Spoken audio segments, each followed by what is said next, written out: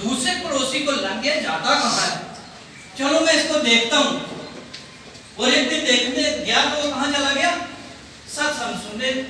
वो भी पीछे गया, तो जब उसको लग गया अगर ये जहाँ जाता है, उसे पूछा भाई वहां क्यों जाता है, बोला वहां जाने से बहुत जिंदगी में सुख मिलते हैं, लोग पर लोग सुधर जाते हैं, सारी चीजें मिलती हैं। उन्हें बोला अच्छा, क्योंकि पड़ोसी पड़ोसी से थोड़े जलते भी है, जलते हैं कि नहीं जलते, ऐसा होता कि नहीं होता है।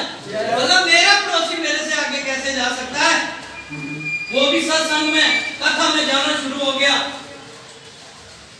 इसी तरीके से पूरी जिंदगी उनकी बीत गई, लास्ट टाइम आ गया और वो दोनों की डेथ होगी। क्या होगी भाई, जो आया जाएगा तो दुनिया से जाएगा कि नहीं जाएगा।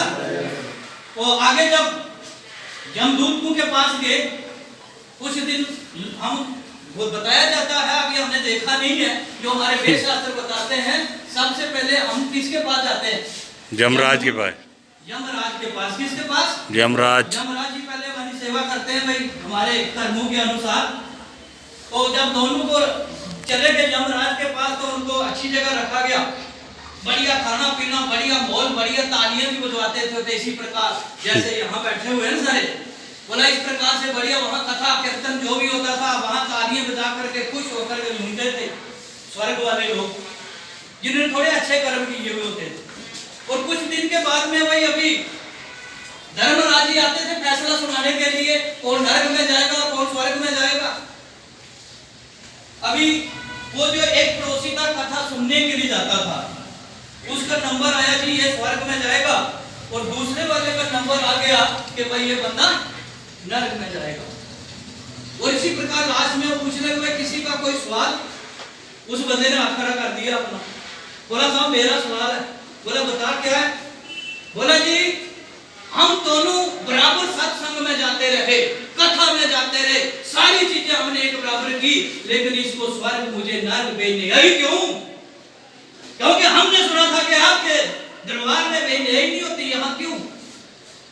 तो धर्मराज जी ने क्या जवाब दिया, आप सुनना चाहते हो क्या। यस।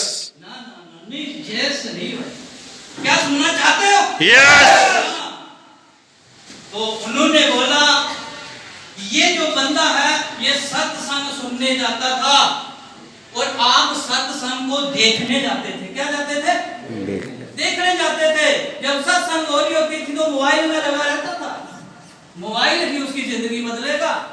जब फिर उसका मन अपने घर में जाके ही आगे पीछे घूमता रहता था, उसका मन उस कथा में नहीं लगता था।